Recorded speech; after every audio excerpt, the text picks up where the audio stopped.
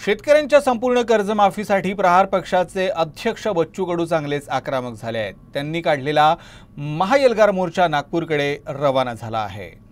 अमरावती जिल्ह्यातील शेतकरी, तरुण, महिलांसह मोठ्या संख्येने नागरिक या मोर्चात सहभागी झाले आहेत।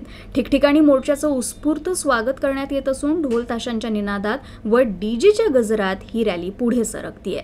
मेंढपाळ बांधवही आपल्या मेंढ्यांसह या आंदोलनात सहभागी झाले आहेत। आज रात्री वर्धा जिल्ह्यातल्या सुकळी येथे मोर्चाचा मुक्काम असणार आहे।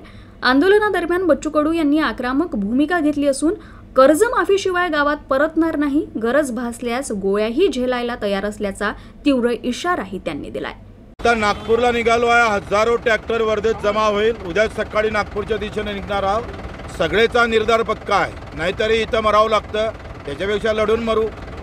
जर सरकारची तयारी असेल छातीवर गोळ्या मारायची तर आमची ते तयारी आहे घ्यायची।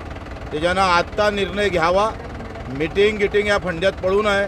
मला वाटतं सरळ निर्णय घेऊन खरं तर पुण्य देवाभाऊनं घेतलं पाहिजे, नाहीतर घराघरातला शेतकरी, मेंढपाळ, दिव्यांग, मच्छीमार आता या आंदोलनात सहभागी झाल्याशिवाय राहणार नाही।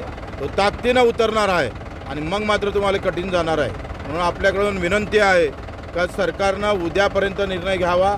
नाही घेतलं तर मात्र आम्ही कुठल्याही क्षणी कुठल्याही पद्धतीनं आम्ही लढायला तयार आहोत।